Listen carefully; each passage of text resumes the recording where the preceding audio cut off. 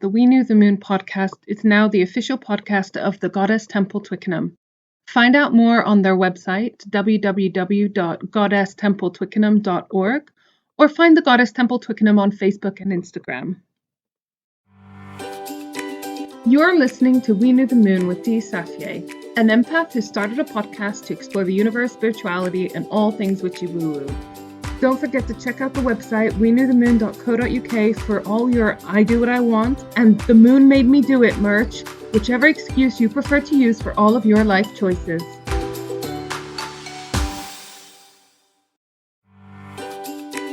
You're listening to We Knew the Moon with Dee Safier, an empath who started a podcast to explore the universe, spirituality, and all things witchy woo-woo. Don't forget to check out the website wenewthemoon.co.uk for all your I do what I want and the moon made me do it merch, whichever excuse you prefer to use for all of your life choices. Hello everyone, this is Dee from We Knew the Moon, and I'm joined again with Tracey Pretty from The Hair and the Moon. Hello Tracey. Hello, I'm back again. So you kindly agreed to do the Wheel of the Year episodes with me in this season. So you're back now to talk about Imbolc.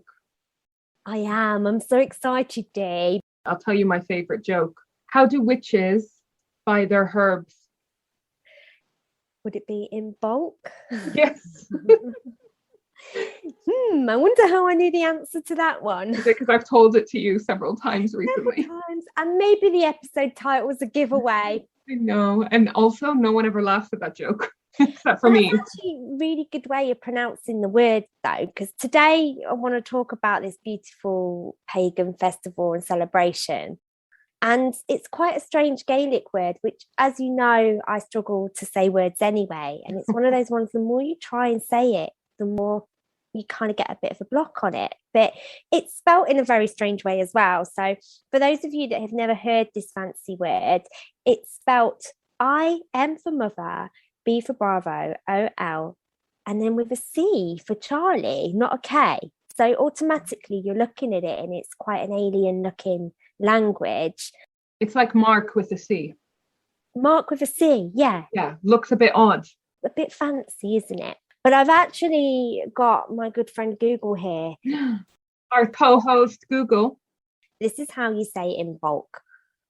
We are looking at how to pronounce the name of this Gaelic traditional festival marking the beginning of spring in February each year. How do you go about pronouncing it? Imbolc.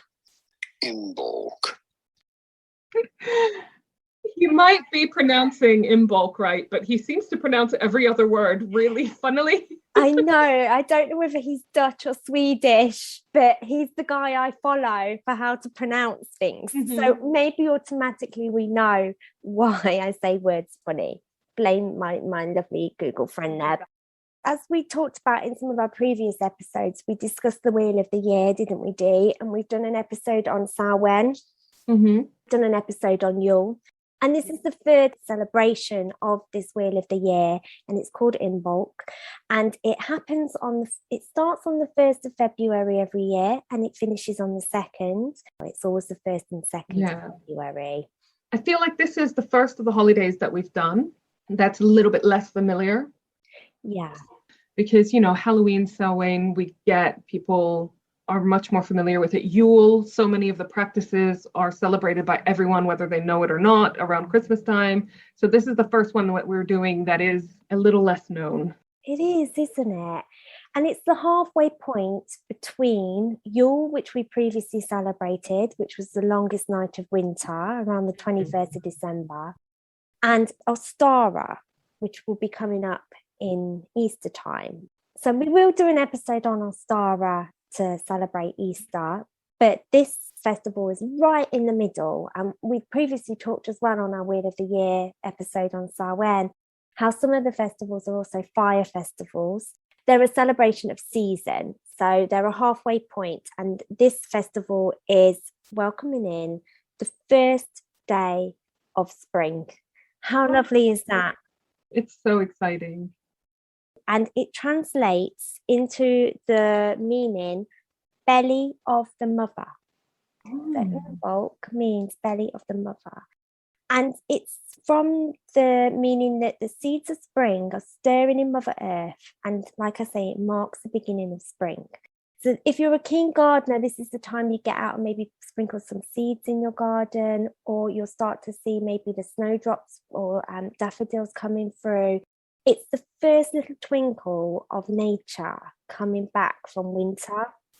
And it's funny that you say that it's the celebration of light, because in the Christian calendar, it is also celebrated. Again, we've talked about this many times when Christianity have incorporated traditional pagan holidays. So I'm sure it's not a coincidence, but they call it Candlemas. They do. I do have a little note on Candlemas because, like you say, Dee, as with all these celebrations, they have translated through time to then be adopted by different faiths. And Christianity, by coincidence, maybe they're celebrating seasons too, and they've marked it on their map, on their wheel, on their calendar as the same date. But you're right, Candlemas is also celebrated, coincidence, synchronicity, copying, whatever you want to call it, on the same day. However, Candlemas has a very different meaning. And Candlemas, because I haven't read the Bible, we know I've had to look up what Candlemas is, because again, it's not something I've celebrated or been brought up with or I'm familiar with. It's 40 days after the birth of Jesus, and it celebrates the purification of Mary. It's the day when Jesus was presented to God. And again, yes, it mentions candles and it mentions the return of light, but that's where its similarity ends. But there is a very important lady who is also celebrated on Imbolc, and that is the goddess Brigid, who I will talk about a little bit later, who has also been adopted by many different faiths. Christianity have a Saint Brigid, and it's transitioned through time, this very important festival, and gone what I feel down different avenues and been adopted. We always say we do what we want and we pick and choose the bits that we want from all of these festivals, and we follow our heart and celebrate how we want to do it. And I kind of feel that's how religion and faith have done things as well, Dee. So they've adapted it through time, it's translated through time, it's kind of adopted a little bit, so the truths of it have changed a little bit.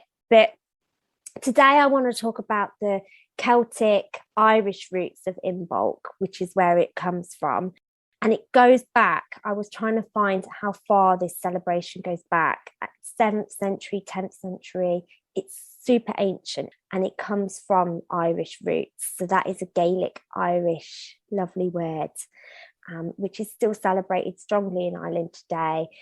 Whether you're pagan, Wiccan, Christian, it's still a very well-known festival and season over there.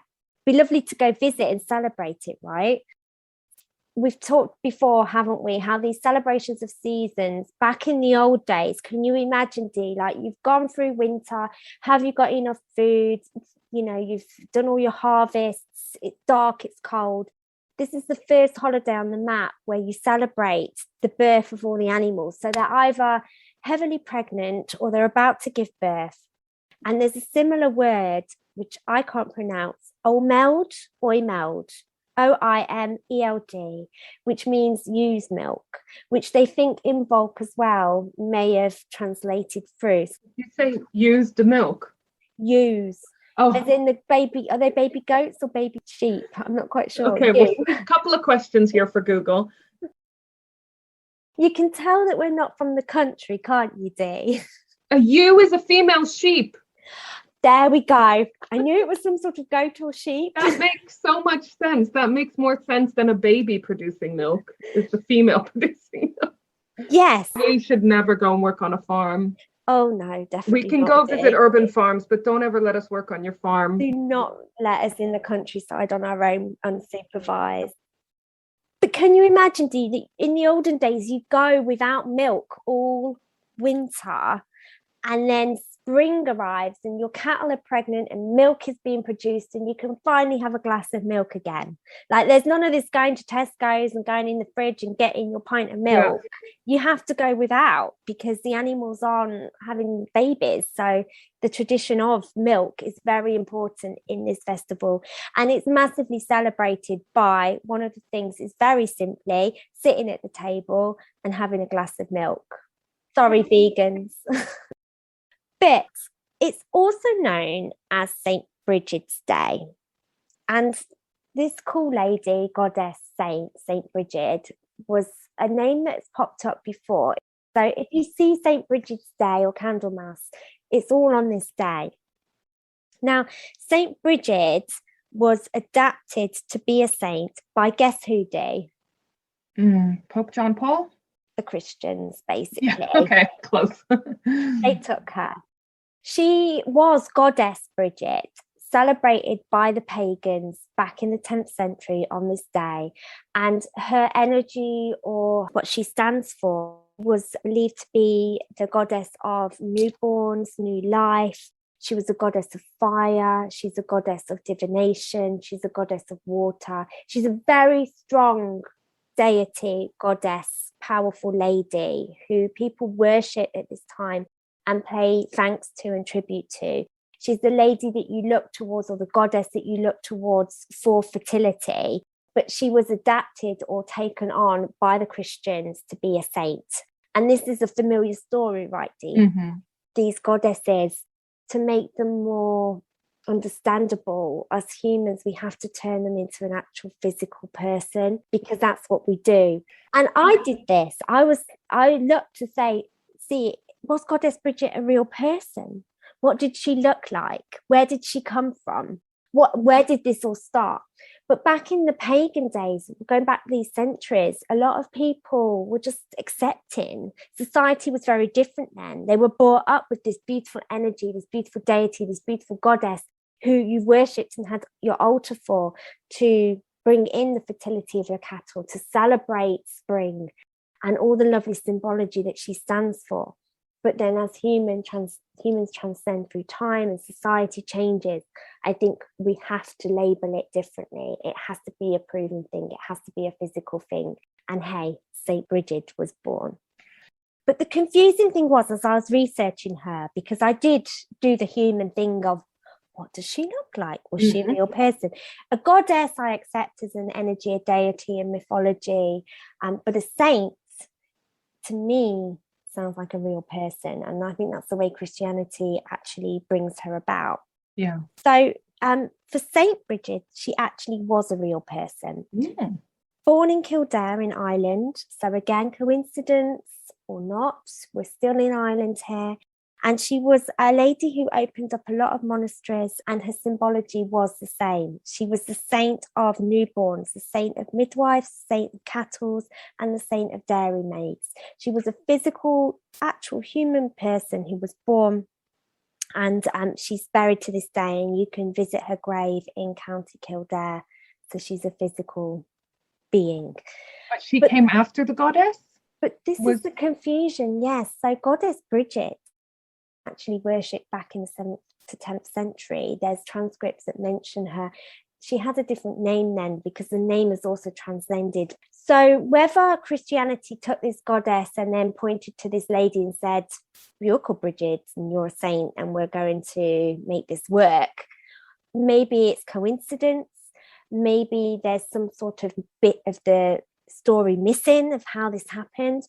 There is a theory as well that Goddess Brigid was reborn. You know, we have Jesus who was reborn, who, what's the word, Dee? Resurrected. So her divine mastery, her goddess power, her spirit, however you want to see it, was reborn into this physical being, this Saint Brigid.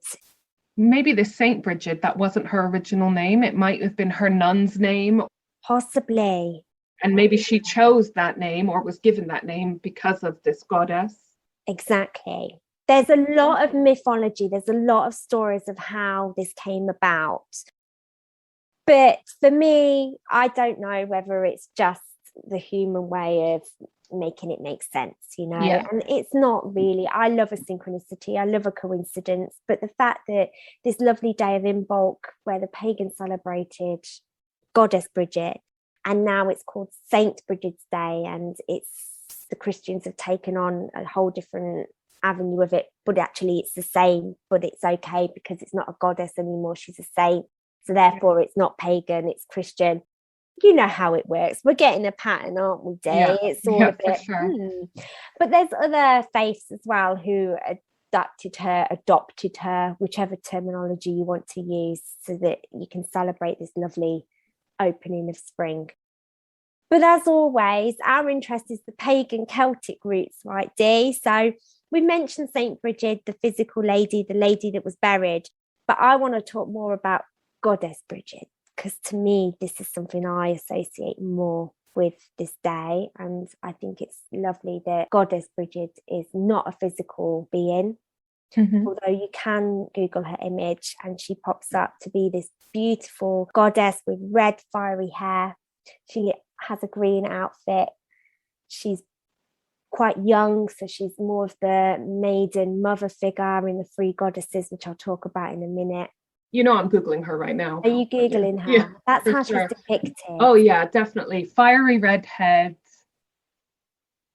lovely green dress, quite often with, like, here there's some pictures of her with some ewes. Oh yes, which we've learned. Yeah. Or actually physically holding fire. She is an energy. She's a deity. She's a goddess. She's a spirit. And as humans, these deities or goddesses or spirits actually don't have physical form, but they manifest to us maybe in our meditations or in our artwork or our creativity in a physical form, so that we as humans can relate to them, because in our dimension, things are physical, but in her dimension, they're not. So whether you see her as Dee just described, and a lot of artwork depicts her like that, she may come to you in a different form altogether. But the important thing to understand is that she is an energy during this time that you can worship, give thanks to, and acknowledge. And she is a little bit contradictory, really, in what she stands for and what her energy is. Typical women. She's a bit of everything, which is, I think, beautiful, because like we say, Dee, pick and choose, do what you want, whatever. Yeah, there's no rules here, Goddess Brigid. You have your thing. So she, as I mentioned, is the goddess of fire and fertility and passion. And if you think of all of those things, you know, you're thinking of Ra, aren't you? You're thinking Leo. But she's also the goddess of serenity and water and creativity, and the goddess of divination, which are completely opposite in my world. Yeah, because one feels more action and the other one feels more reflection. Yes. Yeah, totally. And this is where her triple goddess status comes in. The triple goddess is depicted as waxing crescent moon, a full moon, and a waning crescent moon in a row, isn't it, Dee? It's a beautiful symbol, and it's called the triple goddess symbol. And it is the maiden, mother, and crone, which represents the life cycle or the energy cycle of femininity, witches, goddesses, and also is strongly associated with the moon's energy as well, which is why it's depicted with the moon. And you start off with the maiden, which is a very young figure, very innocent, high in energy, and it's associated with the waxing moon. So think of a youthful figure, think of someone who's full of energy, the start of their life, very creative and very sort of innocent to the world. Think of like a feisty teenager. That's what I always think Yeah. of, you know, like just that sort of right on the cusp of becoming an adult, and but still all that energy and wonder of a child. Learning, growing. We talk about treating your inner child, and creativity is so innocent and pure, isn't it? And then not jaded and broken yet. No, the world hasn't got you down just yet. And then you have the mother, which is the full moon, where you've hit fertility. So you're clearly the goddess Brigid is going to represent the mother because she's the goddess of fertility. Then you have the crone, which is the waning moon, where the energy is releasing or decreasing. And it's the wise woman. It's the lady who's done the maiden and the mother and has become wise to the world. She's been there, she's done that. Totally. But a lot of goddesses come in groups of 3. You always have the maiden goddess, the mother goddess, and the crone goddess, because they've each got their stage of their life or the thing that they represent, but together they are the triple goddesses, right? And they represent the life cycle. Exactly. But not Goddess Brigid. She's so powerful. She's known as a triple goddess, and she represents all 3. So she can be seen as the maiden, she can be seen as the mother, and she can be seen as the crone. And because she is this special deity, because she's this special energy, you know, as humans, we think, oh, well, she started as the maiden and she grew into the mother and then she went into the crone. But timey-wimey stuff doesn't kind of work like that. It doesn't apply to gods and goddesses. Exactly. She's all 3 at once, and she can be whichever you depict her to be, or she can be all 3 at once, which is why her power, and we mentioned she's a bit contradictory of being this power of fire, but also power of water. It's whatever she comes to you as, at whatever stage in this triple goddess cycle as. And so she's everything, Dee. She's a lot. So you could have the one goddess for whatever need you have at that time. Exactly. She can come to you in whichever part of that cycle you need her for, and represent whichever part of the deity symbology you need her for as well, because spring is about fire, it's about passion, it's about rebirth, and this is a fire festival. But it's also about creativity and, you know, growth. You need water and being fluid, and she represents a lot of creative crafts as well. So she was linked to poetry and craftsmen, and strongly linked to divination, which, as we know, the water sign is very linked to spirituality. But I think the trick with Brigid is to not overthink it and more to just feel it. Mm-hmm.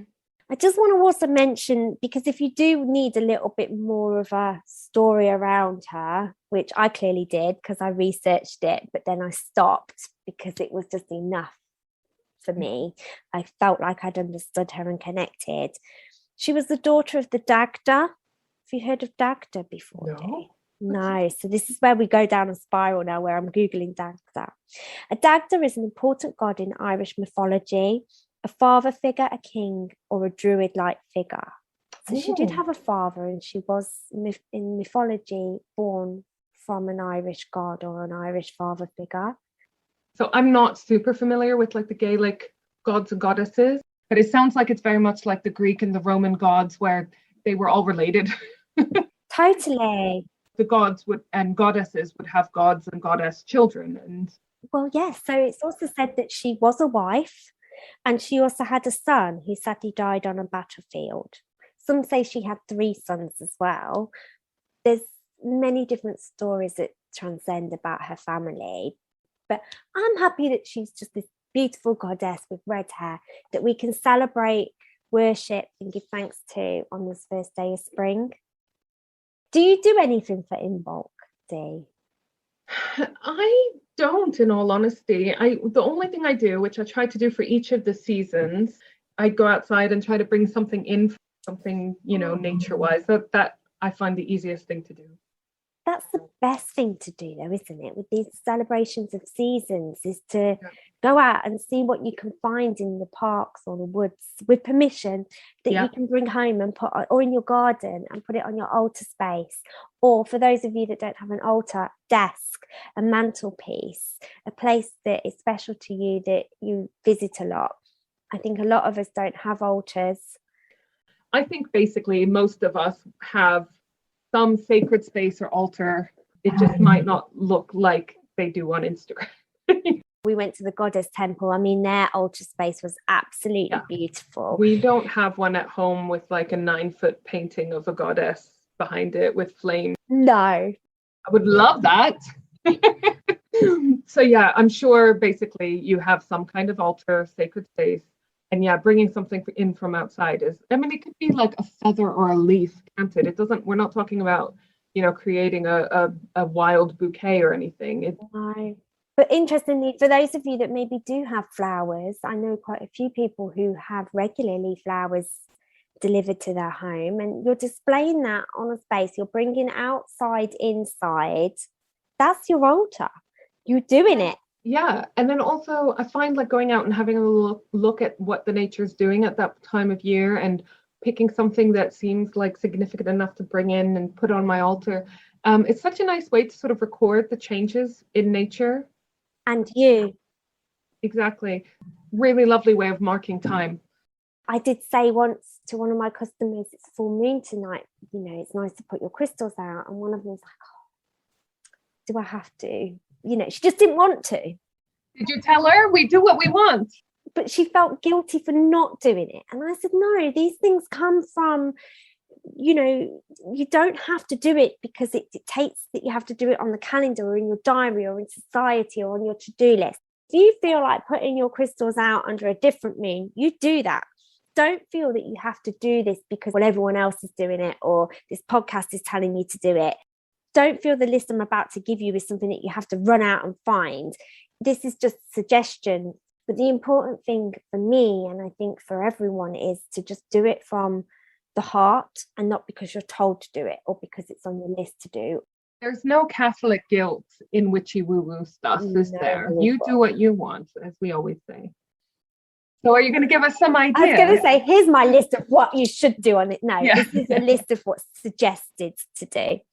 So decorate your altar with snowdrops. Snowdrops are very symbolic of Imbolc because they are the first little flowers that start to poke through in this time, in the 1st and 2nd of February. They're a gift of flowers from winter. We noticed that the daffodils are already starting to come through and things are a little bit mixy hodgepodge. And obviously it depends on what country you're listening from as well. But here in Britain, snowdrops are that winter flower. And they're the first thing in your garden where you're like, oh, something's actually growing here and it's got a flower on it. It's not a weed day.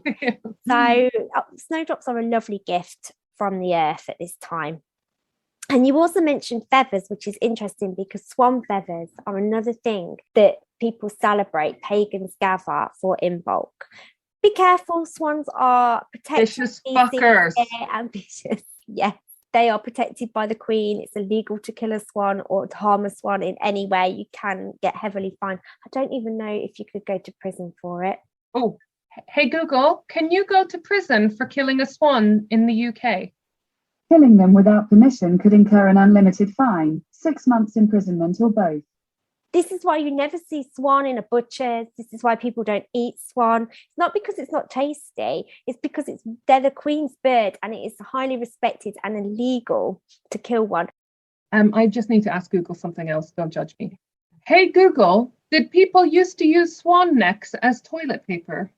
I understood that people used to use swan necks as toilet paper. Is that right? Yes. People used so many materials that a French novelist, François Rabelais, wrote a satirical poem on the topic in the 16th century. His poem gave the first mention of toilet paper in the Western world, but he called it ineffective.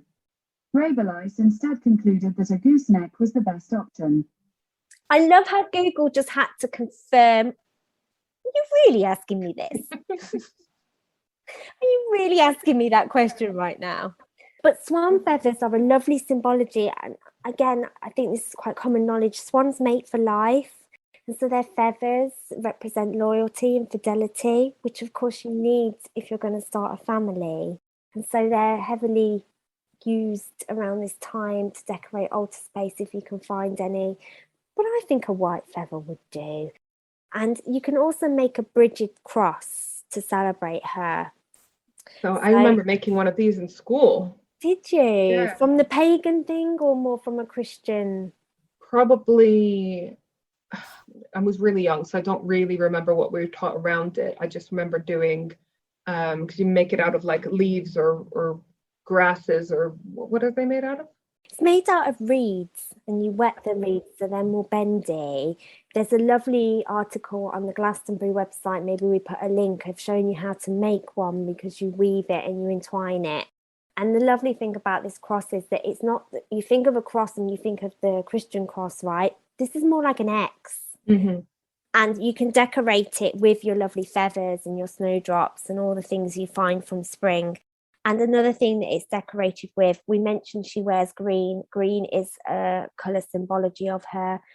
like it is for Ireland. So you can decorate it with green candles, with green ribbon, anything green that you find, because green's the colour of the heart space we know, but also a colour of the outdoors, and the colour of Brigid as well. That's her colour. So it's nice to grab green things. Another thing you can do is plant seeds. We talked about the meaning of it being the seeds from the Mother Earth. So now go out in your garden and start to plant things.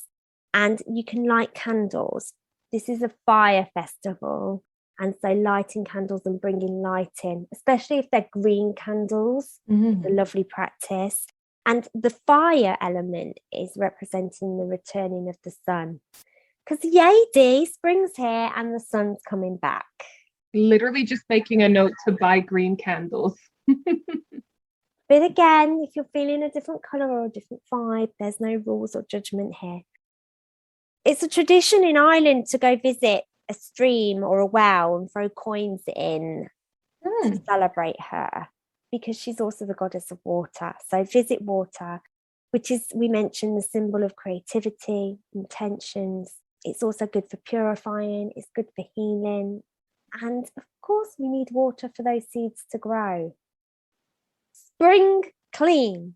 This is where your spring cleaning starts. And we always talk about how your space is so important for your well-being and your self-care. Get the smudge sticks out and start decluttering, spring cleaning, having a good sort out. Now is the time that the weather's hopefully better, again, depending where you're living, that you can have your windows open and let the fresh air in. And start to prepare for the brighter months. The sun is going to shine on those dirty windows and that dusty altar space and all the muck that winter hid. And so now's the time for you to start to have a little think about how you can make your space nicer for you. Because, I mean, I'm a Taurus, so this is really important to me, to have security and safety and beautiful things around me. But your well-being, it just feels so much better if you're working from a clean space, surrounded by things you love, where even just lifting stuff up and dusting it or moving your furniture around a little moves the energy and gets things moving. Can I tell you about an app that I downloaded that I absolutely love? It's called Toss. Being childish. But basically, every single day, it tells you another little section to go and declutter. And then you have to log how many things you've cleared out. Like, you know, one day you have to clear out your glove compartment in your car. And then another day you have to clear out your bags. And another day you clear out your underwear drawer. So it's really tiny, like, you know, like under 15-minute jobs. Put how many items you've cleared out, donated or thrown away. And yeah, it just feels really satisfying and a really, really manageable way to do decluttering in the run up to, you know, rather than like a massive spring clean, just doing it in little bits can feel less overwhelming, right? I love the idea of that. You said clean out handbag. Yeah. My eyes lit up because that's on my to-do list for such a long time. I'm actually very scared to put my whole hand in my handbag because there's stuff lurking at the bottom. You just have to bite the bullet, turn it upside down and let everything fall out. Yes, dog biscuits. I think there's an old mouldy bit of half-eaten chocolate bar in there. Yeah, it's not a good space. So that is definitely on my Imbolc to-do list, is spring clean the handbag. Another thing you can do is focus on your divination. We mentioned she's the goddess of divination. So if you do practice your tarot, if you practice maybe your pendulum, or maybe just in your meditation, there's a few things that you want to tune in on. Anything that you practice at this time, it's good to start up again or really focus on, and ask Brigid for her support or give thanks that she helps you on this journey. I do have some crystals and plants as well. Ooh. So the crystals, these are from my heart space. So we have amethyst, which is the stone of healing, and it's a good energy balancer. So if you are doing your spring clean, amethyst is a great stone. It goes in any room of the house and it balances energy. So in the bedroom, it's going to make it calm and serene and absorb overactive energy.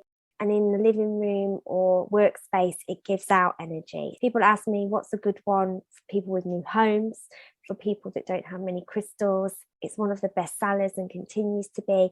And it's just because it's such a good all-rounder for energy balancing. we are facing in this season a little bit of a shift in energy, right? Going from winter to spring. It's like we're going back into first gear and we're driving forward again after a sleepy winter. So it's a lovely one for that. Selenite was, of course, my go-to for your spring clean. A lot of people are comfortable with smudging and using their white sage and all of their lovely incense or smudge sticks to clear out and purify all their energy. Selenite is great for cleansing, clearing energy. So you can use it in its wand form to wave around your home or your space, wave it around yourself, wave it around your crystals or anything that you just want to clean the energy of and give it a bit of purification. You can do it with your smudge sticks and incense if you're comfortable with that. But some people are quite conscious that maybe people they're living with don't like the smell, or if you're a little bit nervous of trying the smudging practice, go to your selenite.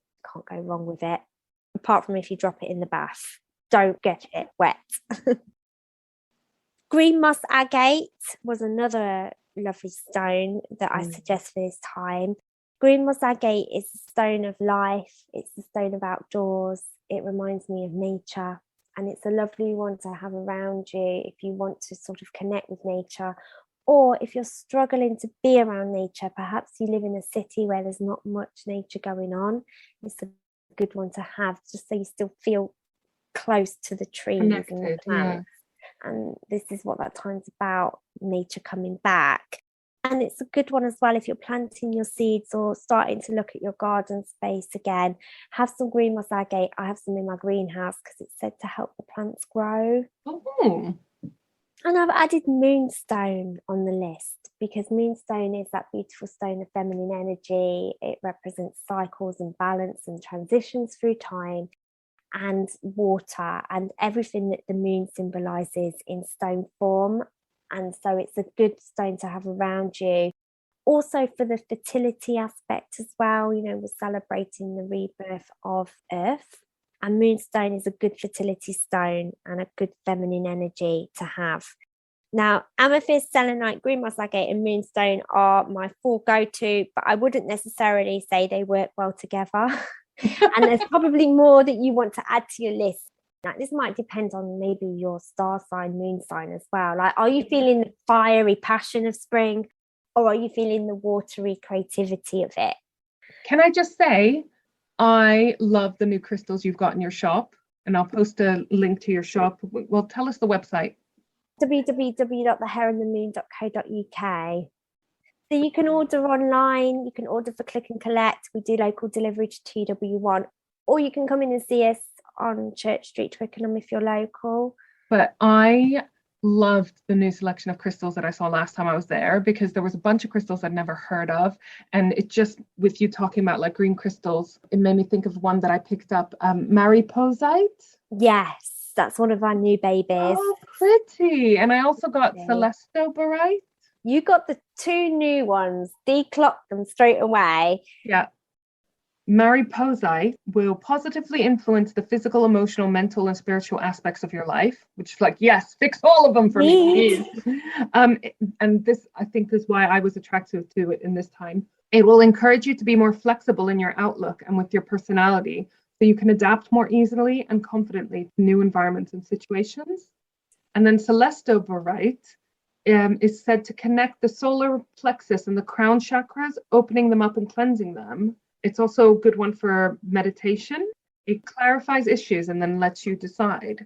And then I also picked up, as you know, because a bit of bismuth fell off a bigger bit of bismuth, and I asked you if I could have it. Meant to be yours, Dee, though. It's a healing crystal, which is made from melting of naturally occurring bismuth metal at high temperatures, and then it's cooled. So if you've ever seen bismuth, it looks almost like Incan temples or like the pyramids of Egypt. It's like a robot crystal, isn't it? And I thought this was interesting. So get yourself some bismuth, because it's said to relieve symptoms of isolation, both spiritually and emotionally. And it's known as the crystal of transformation. That feeling of isolation, I cannot imagine there's one person across the whole world that at some point during this pandemic has not felt more isolated in some way, right? All of our stones come with their little description card as well. So the plants and oils, Dee, are you ready? Yeah. This is your favorite bit, right? And hopefully you can add to this. So Angelica was suggested, which removes negative energy. So if you don't like the smell of your sage, then have some Angelica, and you don't need to burn it. You can just sprinkle it in the corners of your home or have it in vases in the corners of your home. It's a good one at removing any negativity. Basil, cook with it. Have it in essential oil form. For those of you that cook with basil, you know it's that really lovely, fresh smell. It's so zingy, and it actually symbolises new life as well. So not only does it physically smell like new life, but its symbology is new life. Calendula, that oil's popped up a few times, that aroma. It's marigold petals, right? It's related to marigold. Is it? Yeah, I think so. I don't know if it is marigold, but it's definitely in the marigold family. So it's a bright orange flower. You can get it in petal forms. You can get it in essential oil forms. And it is a symbol of bringing in sunshine, which is what we're doing here, right? We're celebrating the light. And I just wanted to finish up on, we've talked about Imbolc and how to say it and the symbology of flowers and stones and spring and our lovely goddess Brigid, which I hope you feel you know better now. For sure. But there's also another dude who pops up at this time, and that's our green man. And I feel like he needs an episode maybe on his own, Dee, because I started to research this and thought, whoa, this is quite a lot of information on his symbology. But you will see him pop up in my shop and on a lot of pagan celebrations throughout spring. He is sort of godlike figure. He's a face which is depicted where he has trees for hair and bark for his face. And a lot of people hang him in their gardens as plaques or celebrate him outdoors in some way.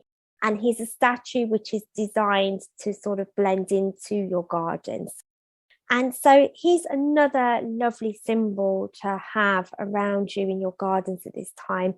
He's said to watch over your garden, and he is a beautiful symbol of spring and rebirth. Amazing. Well, thank you so much for that. That's absolutely amazing. And if anyone wants to get in touch and let us know what you do for Imbolc, we'd love to hear it. I'd love to know what everyone does for this day and how you celebrate it. What are you going to do for Imbolc? I am definitely going to make myself a Brigid cross and find some lovely outdoorsy bit for my altar space. Can we make them together? That'd be so nice, Dee. Let's do that. Thanks for having me, Dee. It's been good to be back.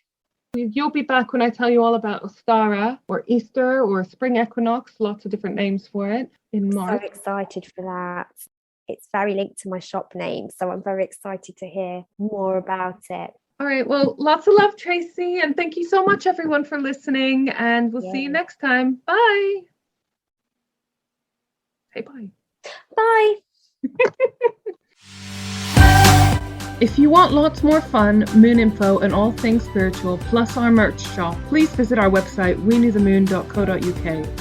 And if you want even more, head over to our Patreon page, patreon.com/weknewthemoon, and check out some of our bonus content. We're also on Facebook and Instagram at we.new.the.moon, and we're also on Twitter at weknewthemoon1. See you next time.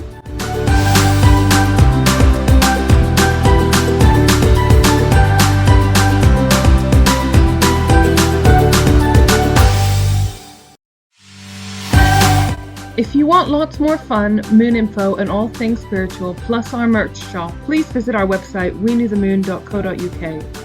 And if you want even more, head over to our Patreon page, patreon.com/weknewthemoon, and check out some of our bonus content. We're also on Facebook and Instagram at we.new.the.moon, and we're also on Twitter at weknewthemoon1. See you next time!